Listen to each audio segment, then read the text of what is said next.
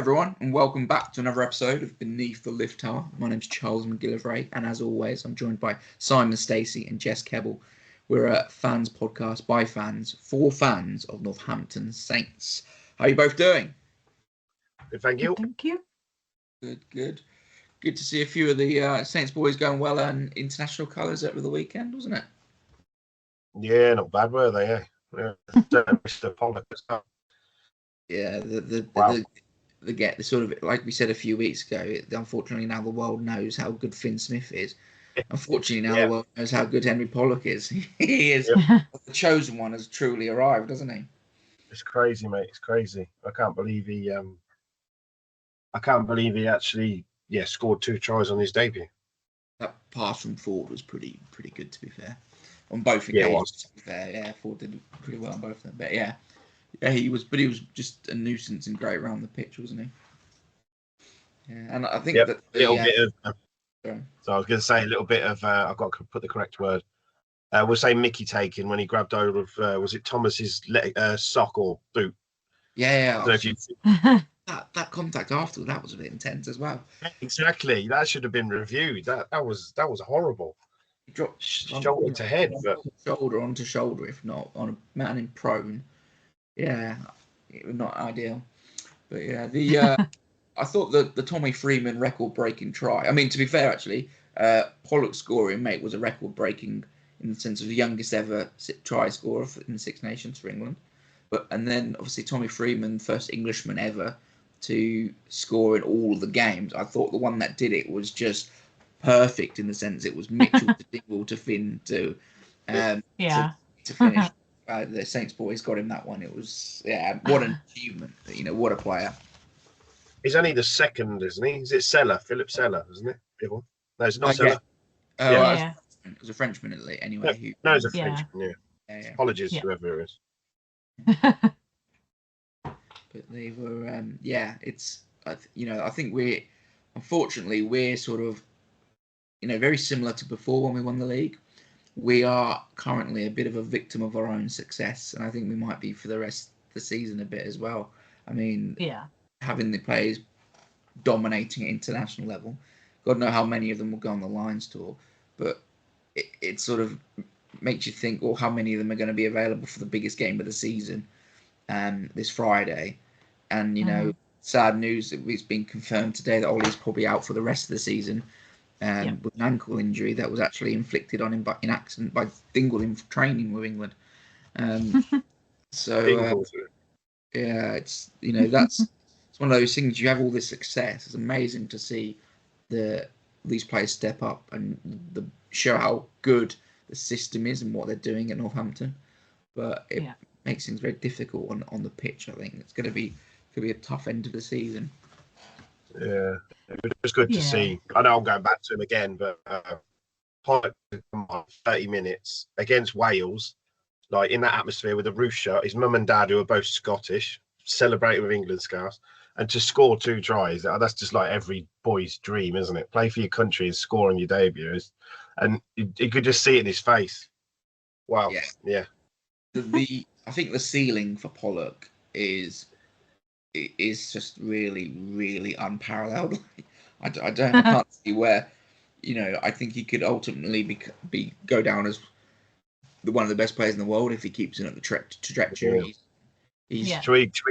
Should we sign him down to a 10-year contract right now, just to make sure no one steals him? Yeah, let's get him central contract ASAP. Yeah. The funny thing that made me laugh as well is right at the start, because Lawrence was out, they were like, oh, they're playing Tommy Freeman as centre, somebody that's not big and brash and can bash holes through. Do they not watch the Saints? Do you know what I mean? They're like, the way they were talking, like he's never played centre in his life. It's probably his best position, isn't it, at the Saints, to be fair? Yeah. I've had this conversation with so many people, right? They seem to put him down as a tiny little Shane Williams type character. He's literally 6'4". He's absolutely stacked. His legs are like tree trunks, right? He's a massive bloke. He's probably bigger than Lawrence, and yet people call him out this he's not big enough for centre. He's massive.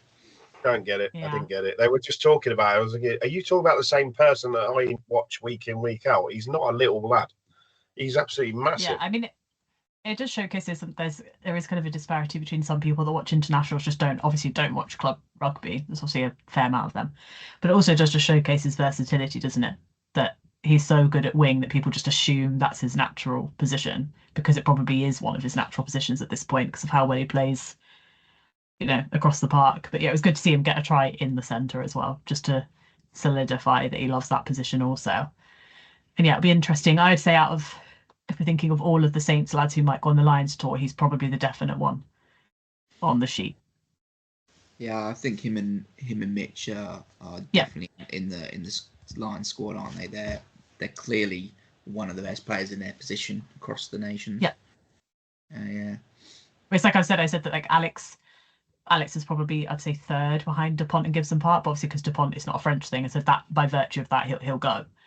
But I think irrespective of that, I think Tommy would still be one of the first kind of people you'd think of just because of how well he's played. It's a shame that England couldn't get the title. Not that I ever thought that they were, to be honest. All those results at the weekend went the way I was expecting, except maybe the Ireland and Italy one was closer than I was expecting, but I was still expecting that outcome. So it's good to see that he could get his own kind of personal Grand Slam out of it. Yeah. No, it's a remarkable achievement. I mean, he was the first to go 3 back-to-back, other than since Ben Colwyn way back when. Yeah. There's something in the waters in Northampton breeding good wingers. Yeah, no, for not yeah. I think that I've said it before, and I know the form that Freeman was showing on the wing makes you question yourself. But I still think Dingwall Freeman has got that is a centre partnership for years to come. That at both international and club level. Ollie Lawrence is a talented player. Don't get me wrong, but the balance between those two, it is literally a very similar balance to Darcy and O'Driscoll. I constantly say that's a great comparison. Actually, that's a great comparison. Dingwall is he's so like Darcy in what he does and what he brings. And Darcy 100 odd caps for Ireland. Yeah, I mean, I saw someone make a comment on social media actually, and it was like something like, did anyone notice Dingwall at all through the match? No, that's because he did his job excellently. It is his job to kind of do that stuff that you don't necessarily notice. People did notice it in the end. Like people are finally like not sleeping on him, and they're finally realizing, the talent that he is. But it is true that actually he has his best games when you don't notice it at first, and then you look back and you realize all the little things that he's done that's kind of opened up that line. And we said before about the glue, bringing everybody together and allowing it to function. It is. I'm not going to say that it's not difficult to kind of be really positive about a performance that was against Wales, and this is not to poop on Wales, but they were consistently the worst team in the tournament. So it's kind of hard to kind of take a lot out of it. I can't remember which commentator it was on ITV that did say, I think it might have been Martin Johnson, who did say they won't be able to take a huge amount out of that. Just simply because, our best performances, at least where we played good free-flowing rugby, were against the weaker sides. So it still remains to be seen how it all works together against tougher sides. But it's a good start. And I really didn't have my money on England coming second.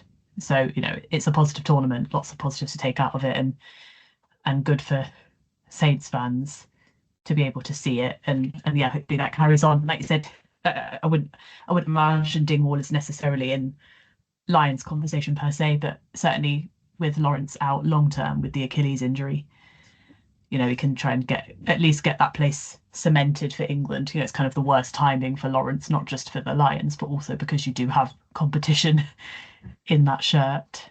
Yeah, I mean, I think I think it might be either way. It'll be a good summer for Dingers because if he doesn't go with the Lions, which, like you say, maybe he's not got that headline name to go, he'll probably almost certainly go on the England tour to North America or wherever.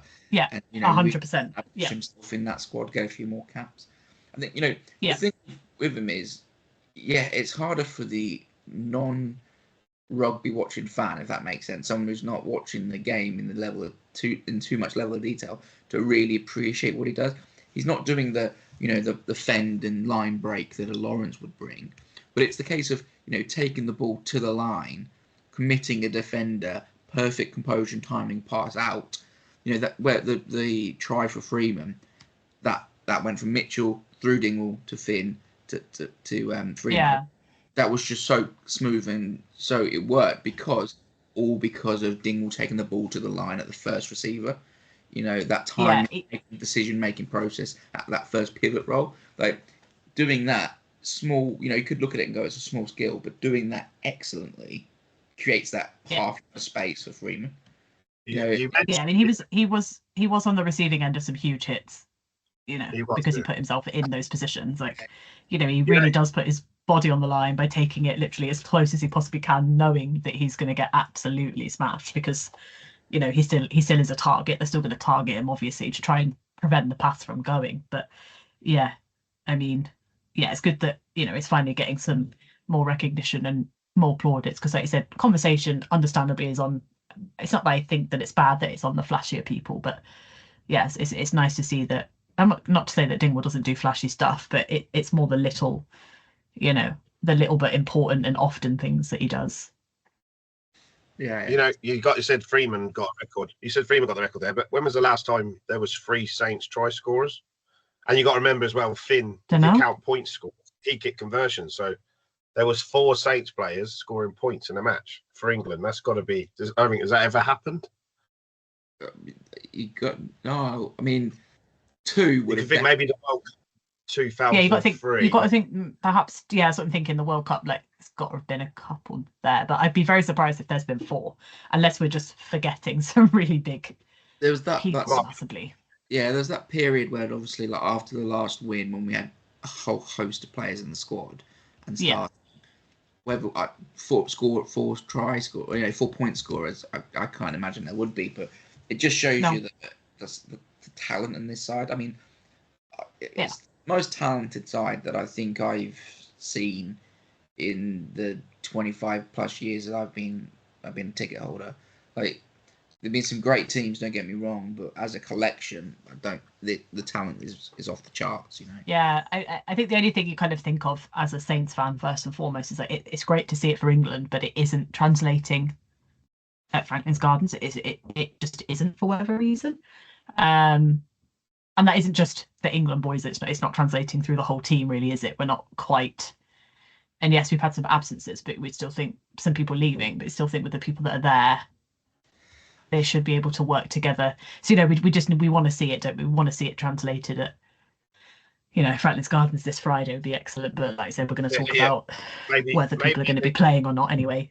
But maybe in 2 or 3 years it will be, because obviously we've got a lot of talent coming through as well. And obviously so it's not going to be this year, maybe next year, but we got the core there, and it's all most of it's homegrown, isn't it? So we know we haven't got Mitchell for Friday, have we? Because he's sunny in Dubai, so I don't know who else. Yeah, that's the thing. It's all about getting. I wonder if they're splitting them. Maybe if it will be that some play this week and some next week. I don't know. Don't know what's the thoughts behind. It's all about this.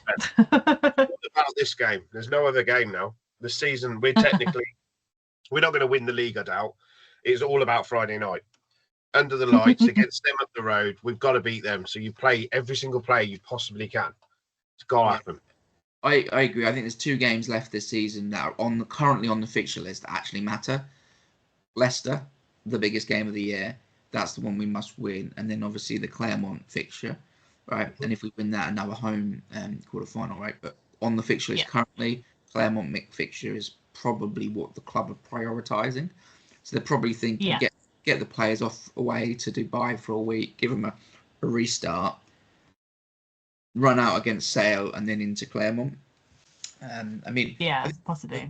The thing is, what we've not been able to do so well this year is get the key players like Dingwall, because he had so much. And Furbank and Mitchell on the pitch enough. Like, they've all been away at different times, and once the quality's there below, etc., those players are exceptionally good. And they all bring stuff that we can't really. It's very hard to replace what Dingwall brings. So whilst he drops out and a very good player comes in, he's operating at like an 11. and the guy comes in, is operating at a 7. And whilst it is a great player, it's not the levels that those guys are, and that's why those guys are playing for England. That's why they're reaching the levels they're reaching. So should we get on to the biggest match of the year? Truly the one game, if you win, you can consider it a successful year. What are our thoughts?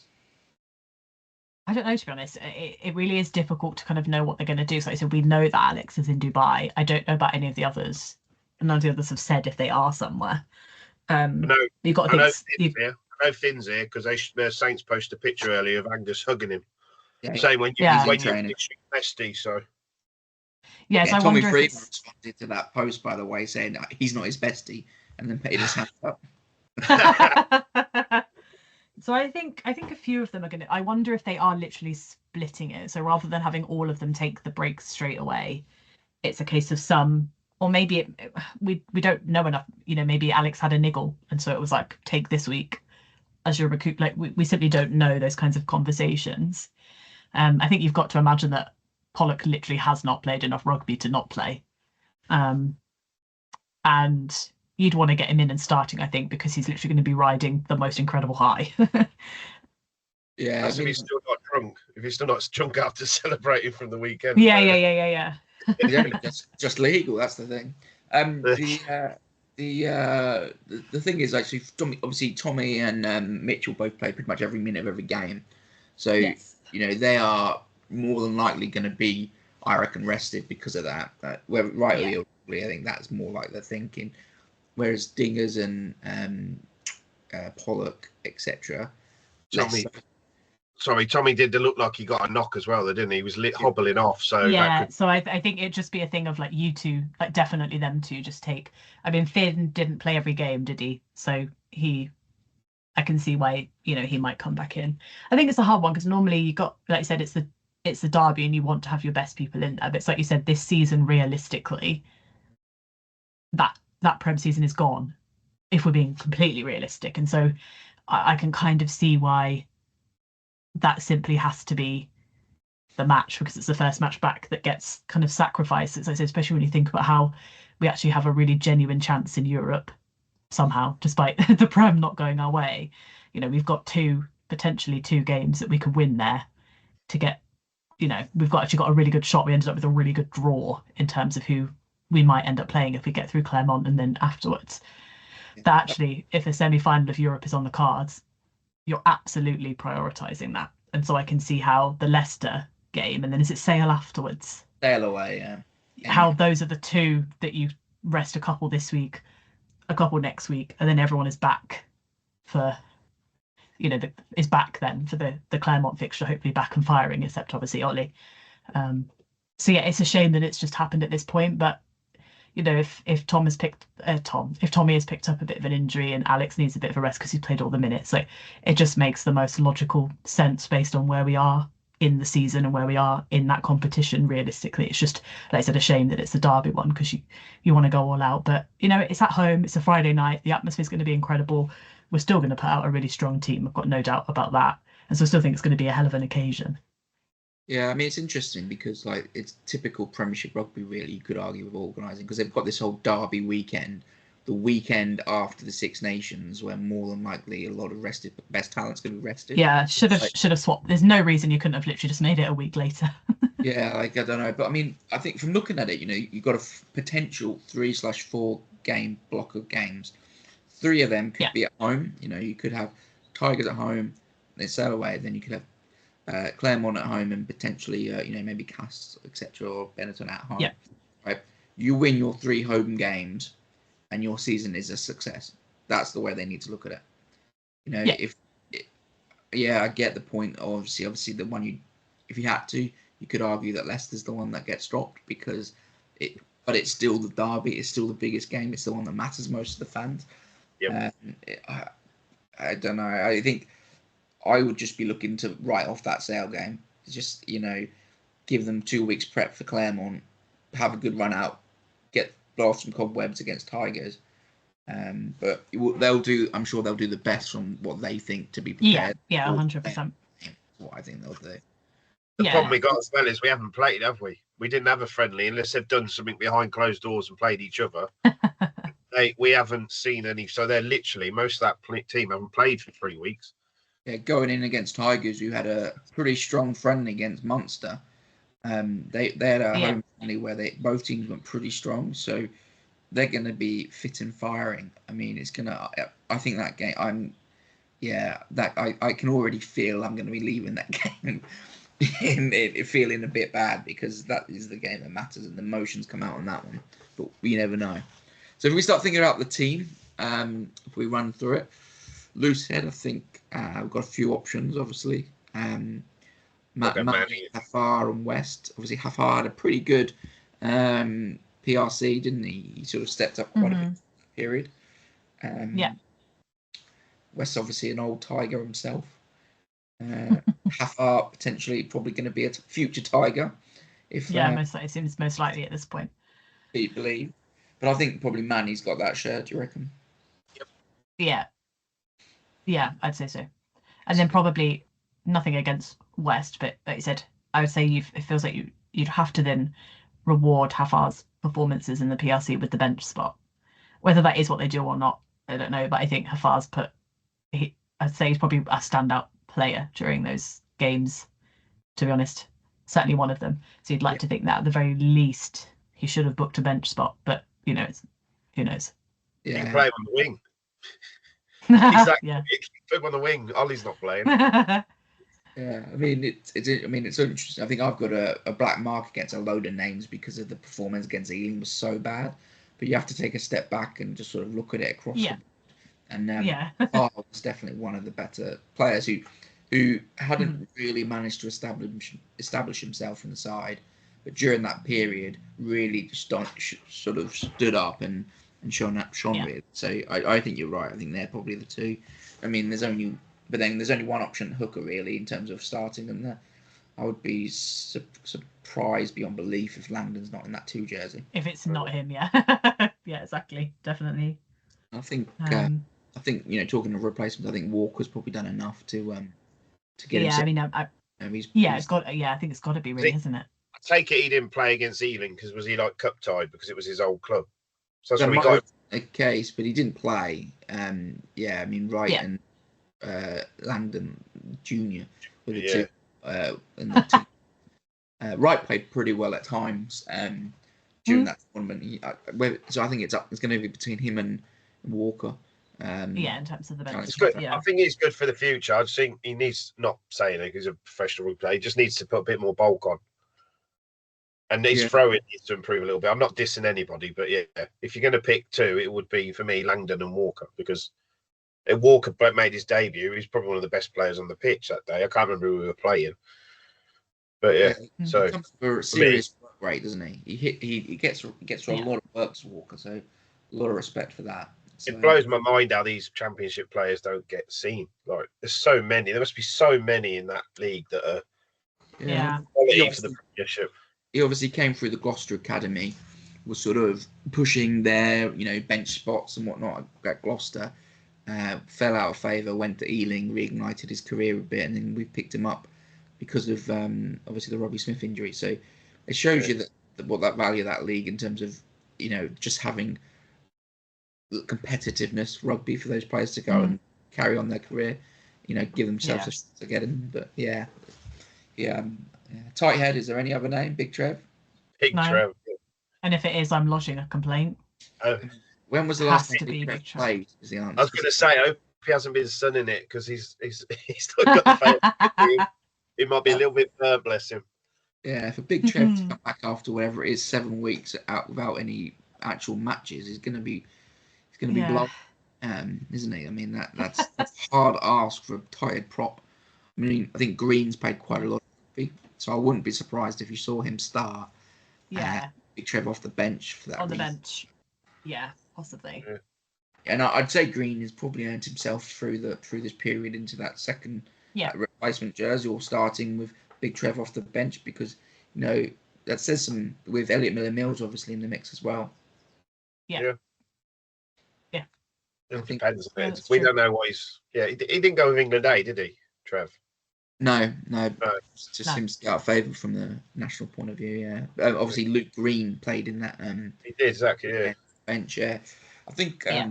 I think he's on the up. He looks a good player. Luke Green. He's earned himself. He's a big lad as well, isn't he? He's absolutely huge. And thinking about the challenge that Tigers are gonna bring, scrum heavy is going to be a big part of their game. And of the two players, Elliot Miller-Mills and Luke Green, I'd probably say Luke Green's probably the stronger scrummager, and therefore that's probably the reason I'd even start him.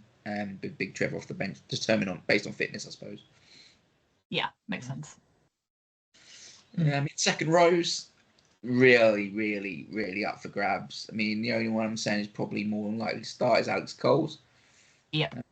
Luke Lockett's probably the form of a lock, but I don't like pairing in terms of it's very light. Yeah. Yeah, I guess. But then also, so who do we? Because we don't have Hunter Hill. I think the options are Munger or Timo, aren't they? They're both. Yeah, and that's the only. Yeah. I would get Prowse, Mike.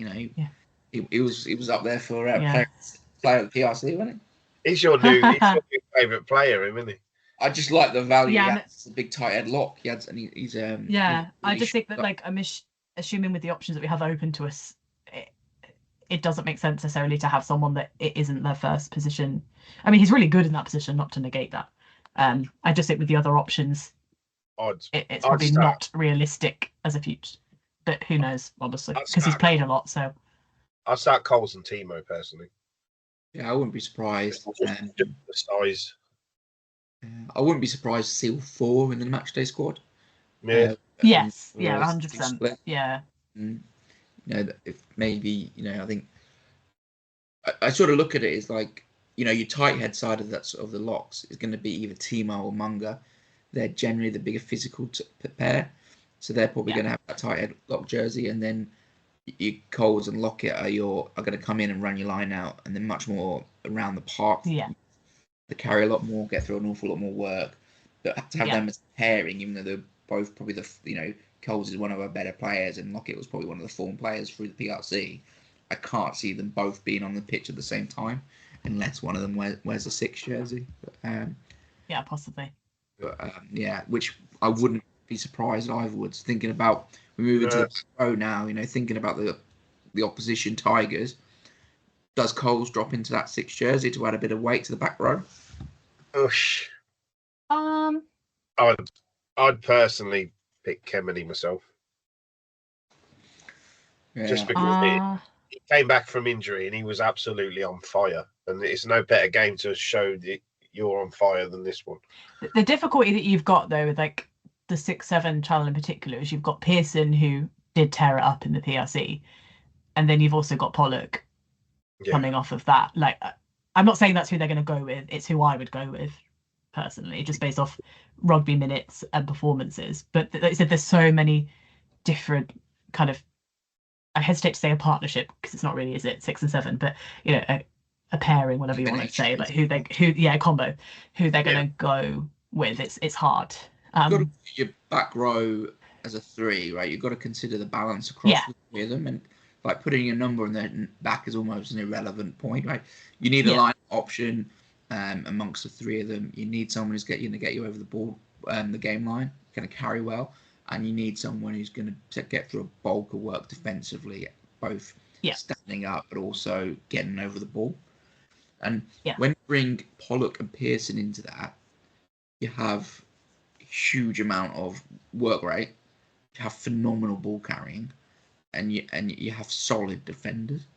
Pearson is a decent line out option, but he's not. I wouldn't say he's a front level. Yeah. In that sense, and of course you can throw Pollock up there and you can throw Pearson up there, but when you think about our back row options, I'd say you got Coles, Kemeny, Augustus, Pearson, Pollock. Like it's from there, isn't it? That's where. It feels to me like Augustus is the obvious choice at 8. It's got to start 8, yeah. Just because of the injury to Graham and other. Here you go. Let me pose the question then to Simon, because Simon says you've got to play Kemeny at 6. All right, you've just said you've got to play Augustus at 8. So who's missing out? I know, that's what I was going to say. If Pollock hadn't started or played for England, you'd have Pearson, but I can't say you can leave Pollock out after that. I think if you want someone that's kind of going to get over the ball and get you turnovers, I'd say Pollock is your option, just because of what he's already done this season. I mean, he's made literal match-winning turnovers, more than once. I think he's actually a really good option from the breakdown perspective.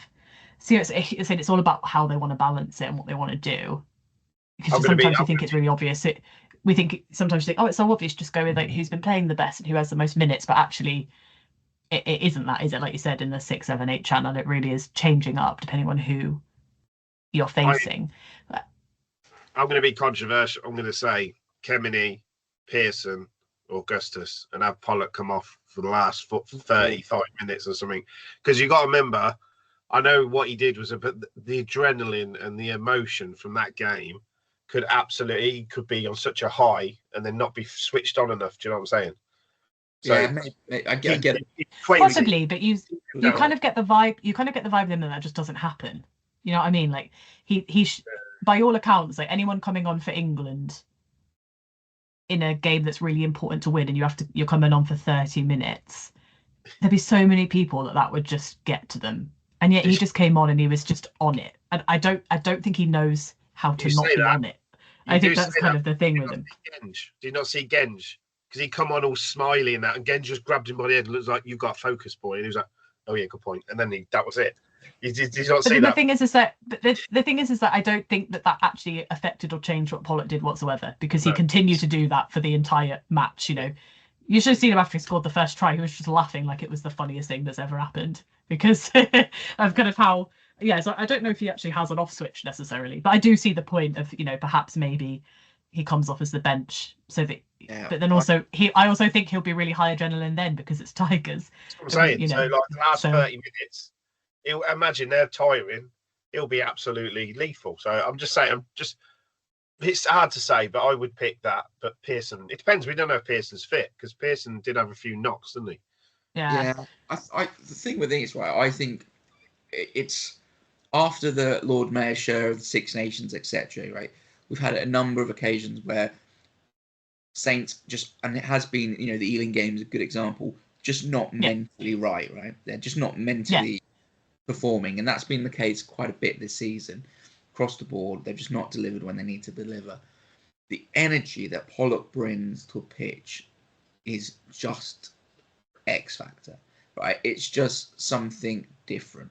And I think having him on that pitch from the get-go is the energy that team needs. I mean, I think I would start him, from being honest with you. I think you could, the point that you make about bringing some energy off the bench and some aggression off the bench, I think Augustus could do that.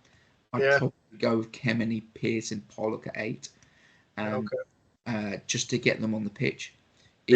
No, he's not an 8, but he brings phenomenal ball carrying, as does Pearson. So I've got his back, because I'm the excuse me, I'm the one that said he should get a call in the Six Nations, and he did, didn't he? So I wish I'd put money on that. I so wish I'd put money on that, because I'd have got a few quid from that.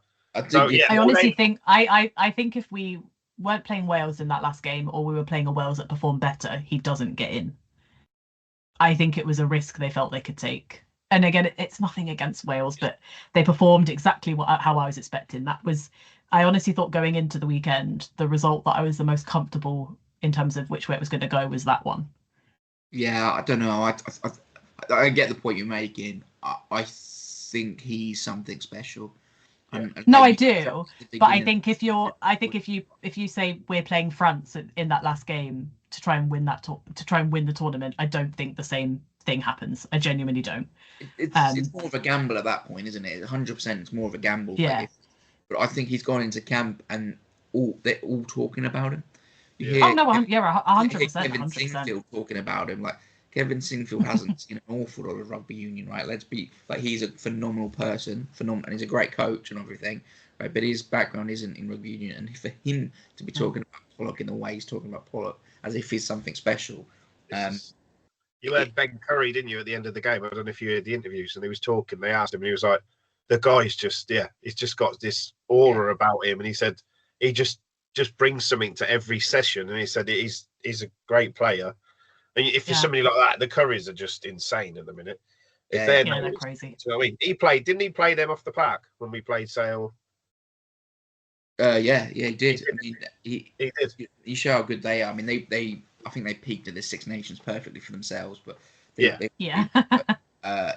When we played Sale last season, I think Pollock was. He outplayed them. That's the thing with the Currys, though, isn't it? They went from kind of injuries and not great form for one or the other. I can never tell them apart. It's always being to all of a sudden being in genuine contention to go on a Lions tour without one of them playing. Like, it's the trajectories. I'm not saying they will necessarily, but I think the trajectory is, like I said, it's gone up and it's peaked massively at the perfect time for them. Yeah, well, Tom's always been amazing, but he struggled. He's had, he had hip replacement stuff. He had the hip resurfacing. Serious injury stuff. So he's been amazing to come back from that. But Ben just seems to be getting better and better. They're actually very different in what they bring. I know they're twins and everything, but they do offer quite different aspects of the game. But moving back to Saints, that's the back row I'd probably go with. Yeah, probably. I'd not play Kemeny before I didn't play Pearson or Pollock. I think Pearson or Pollock are the heartbeat of the team. They're so fundamental to our success, I think. I think if you're thinking as well that for me, it's Augustus is a big lad, so it just because we've got a light. Yeah. Back. So it's just if it was me, I'd do Pearson, Pollock, Augustus. But I just think Pollock's also really important for if you think that, Tommy Reffell may be playing for Leicester. He didn't play every single, he was a bench option more often than not, wasn't he?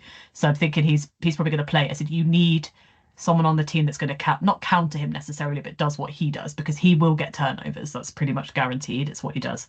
Yeah. And so who in our team is best to get them for us? And I do think it's Pollock at the moment. That just shows Wales rugby all over there, doesn't it? When somebody like that, who I hate to say because he plays for them up the road, the boy is quality and he doesn't even get to start for Wales. There's something wrong when a player of that quality that can hit the ball work doesn't play. They've got the issue in the fact that they've, Morgan's their 7. Yeah. He needs a bit of a talisman for them. And he's good, And so, it's whether they play him at 6. Hard. Yeah. It's hard. But when Wayne White can a bit more carrying. So it's they're making the same decision, the same conversation we've just had about balance across the 3.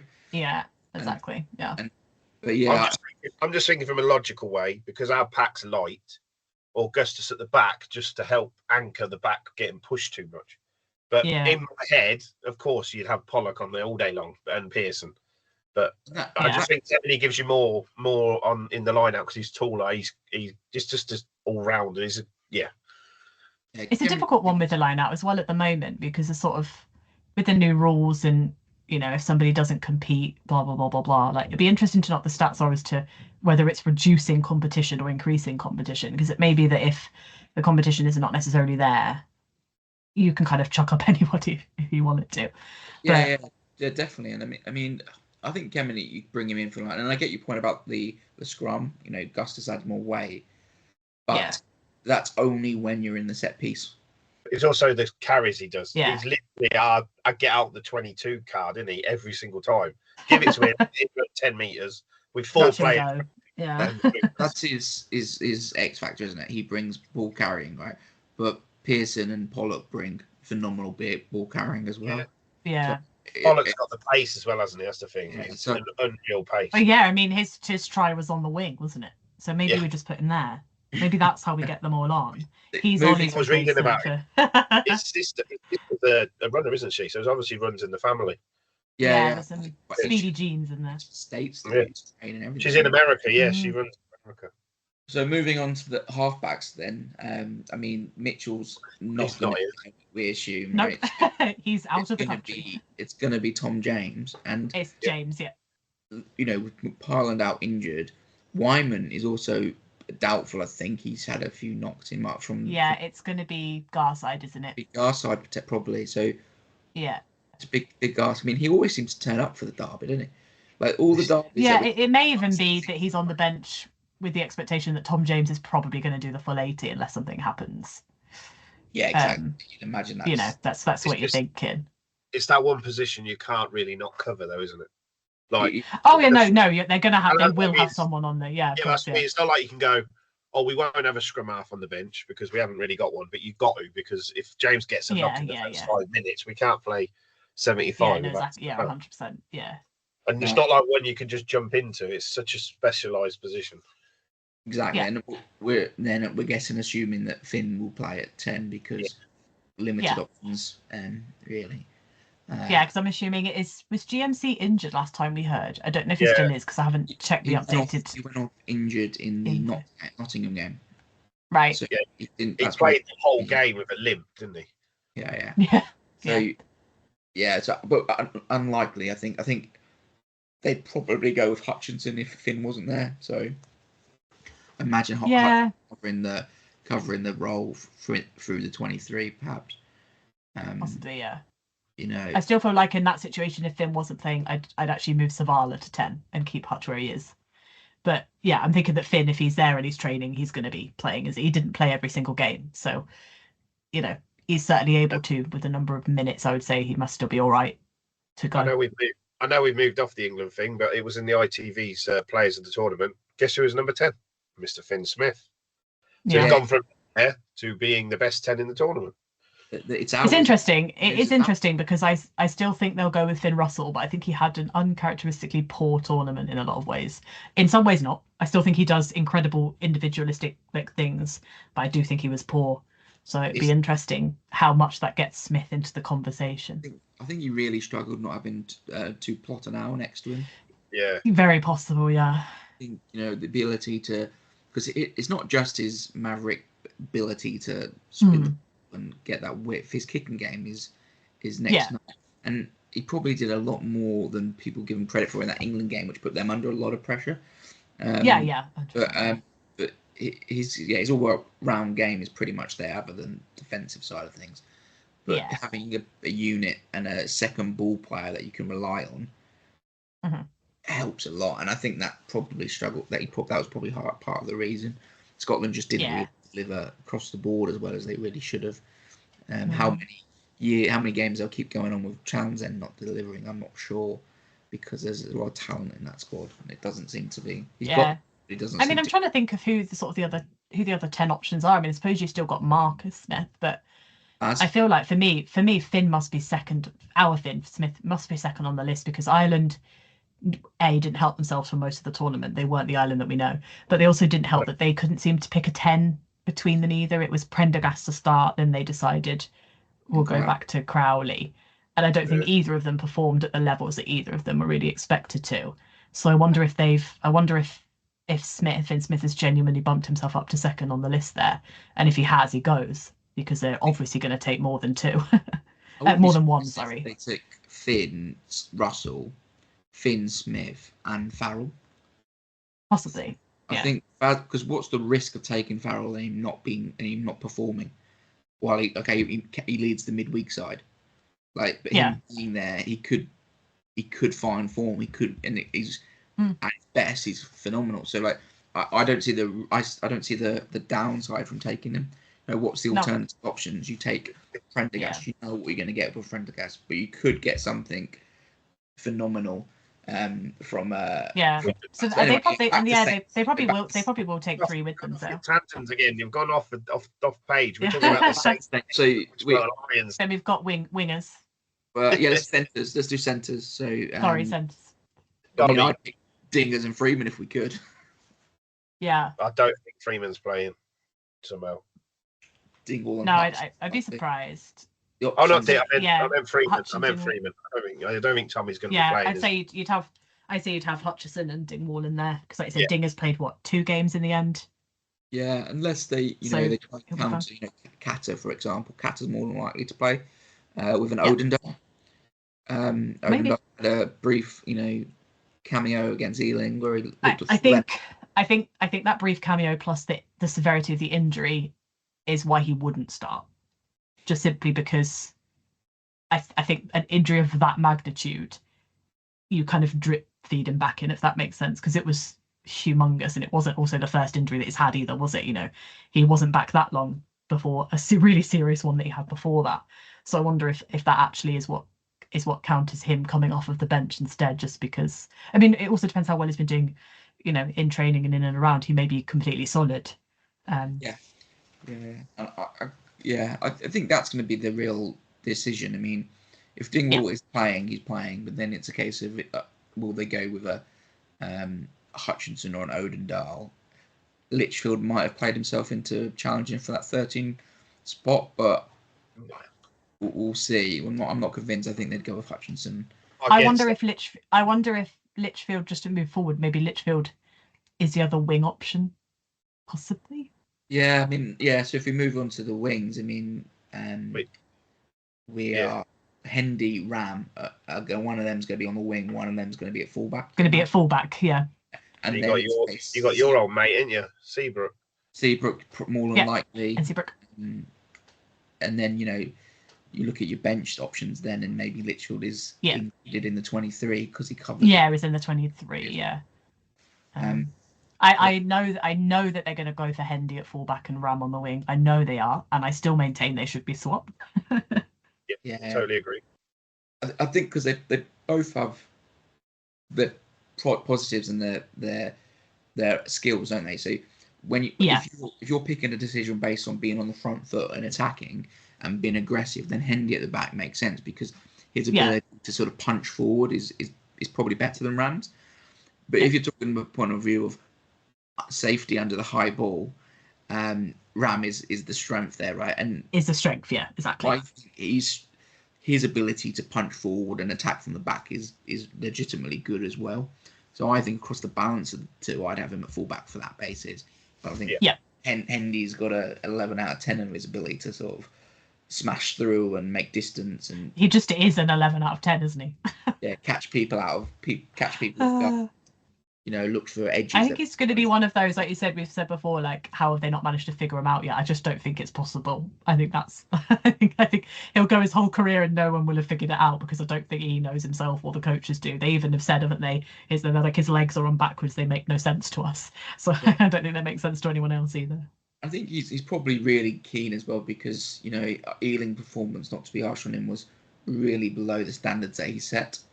And so he'll be eager to get out there and prove to everyone how good he is, because we know how good he is. We've seen it, and that last performance wasn't a reflection of him. So I would give. It wasn't a reflection. It wasn't a reflection of any of them, really, was it? It was very uncharacteristic around, considering that we actually had a really good amount of experience in there. It was all around uncharacteristic. So I almost feel like you have to kind of wipe the slate clean of that.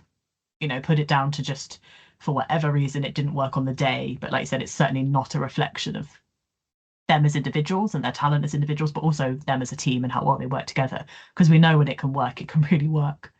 Yeah, exactly. And you hope the introduction of a Pollock and a Finn and a few others, etc.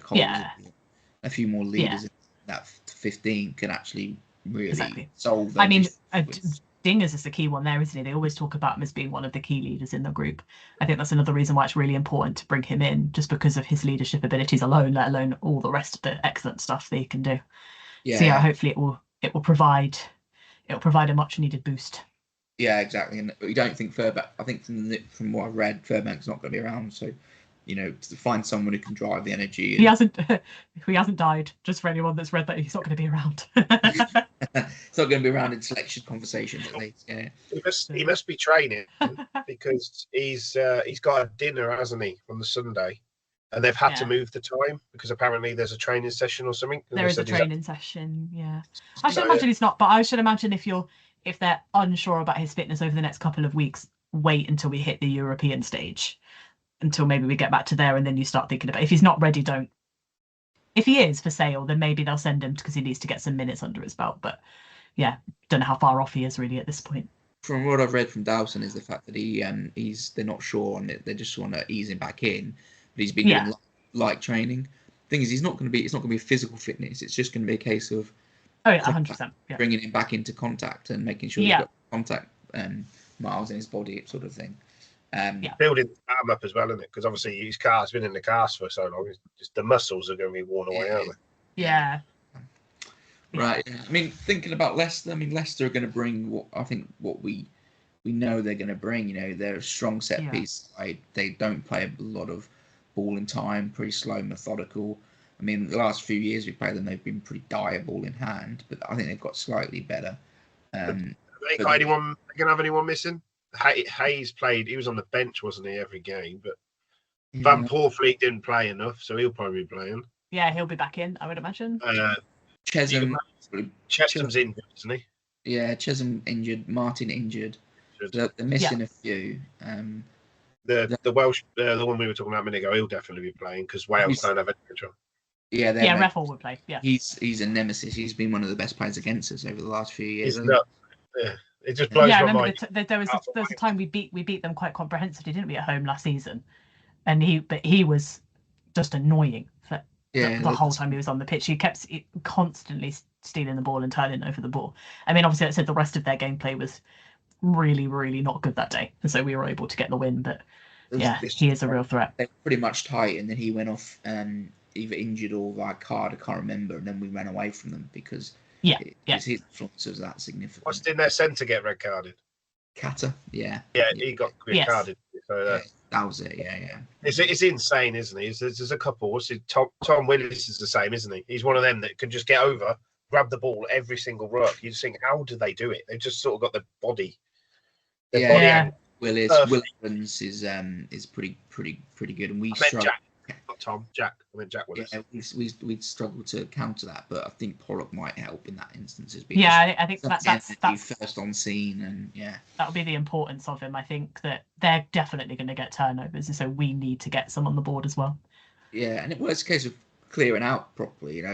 Getting on scene first, preventing them to compete, because as soon as it's right, it's hands off. So if you can get there first, get over the ball, then they can't touch it.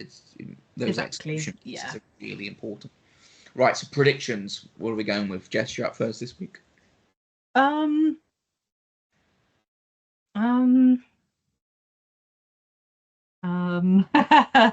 gonna go. I've already got mine if I fail. I'm gonna go for 30-18.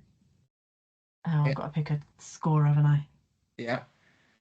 I feel like I've got to go for someone different because I'm always picking the backs, and so I'm gonna push for a forward this week. I'm gonna say if Pollock is playing, he's gonna ride that high right over the try line. Okay, go on, Si. I've gone 29-25. Only because I don't know the teams, so it could be totally different. Yeah, and James Ram to score try. Yeah. I'll be honest with you and say I'm really worried. I'd already written it down ages ago. So I'm really worried about this. I think we're going to really struggle. I think Tigers are coming into this fixture much better prepared than us. Yeah. They got back. They got a good beating, didn't they, last week? So there could be a few bruised bodies. Well, no, I think they won, but they had a good in that game. But they had a good proper game, whereas we have not played any rugby. We haven't. The thing is, mate, if we foul our under fives against them, I would never say that they're going to beat us. I'm just getting this statement in there. I think we're really going to struggle. Right, my prediction is going to be 23-21. Okay. The try scorer, I was gonna go Pollock because he's the chosen one. But I'm gonna have to think on my feet and go Curtis Landon. I'm gone away from Siebes. That was my backup. My backup, I was like, I got to go for Pollock just because of last week, but I was like, my other backup would have been Langdon. Yeah, I think it's going to be not an ideal game. I think it might be dry, but I don't think it's going to be ideal conditions. I think they're all going to be. I think it's going to be a bit of a struggle, and I think being at the Gardens on a Friday night with a sellout home crowd will be the push that they need. I think it was one of the difficulties they had, I think, against Ealing, is that it wasn't a sellout and it was pretty quiet, and that plus the performances, it didn't feel like there was enough to kind of boost them up, and I don't think that's going to be missing on Friday. I think we need need that. As well as it's the game after the internationals, isn't it? And we're renowned for not bloody performing. So it's just like, I'm hoping we can just turn that around. It's about getting that emotional side of the game spot on and right, because it hasn't been for a lot of the games. And one of the biggest emotional drivers within that side at the moment is Curtis Langdon. And I'm going to back him to lead from the front and get us off to a good start at the beginning of the game. But He should have Stuart Pearce's. I reckon he should have Stuart Pearce's nickname, Old Psycho, because when he's on that pitch, he just goes for it, doesn't he? He literally comes off totally drained. Yeah, He's not one player I could say in our squad that doesn't put in 100. Not saying they don't all put in effort, but he comes off absolutely gone. He couldn't. He just put everything in it. He is 100. He is 100% every game, and I think obviously Lewis leaving as captain. Lewis was real emotional spirit of the team. He was real heart on the sleeves, spoke well from an emotional point of view. Ferb's taken over the captaincy. He's a completely different type of character, different type of leader. But I think Curtis has stepped in. From what you hear, Curtis has stepped into that and drives that emotional side. So it's another reason why he's phenomenal, and he's a great player for us. We will see. But anyway, we shall see. We shall see. Hopefully, it's the East Midlands Derby week, and I think I'm already nervous. I've got no feelings already, I think. But anyway, so thanks so much for listening. Please follow us on social media. Let us know how we're getting on. But I've been Charles, Simon's been Simon, and Jess has been Jess. Thank you for listening.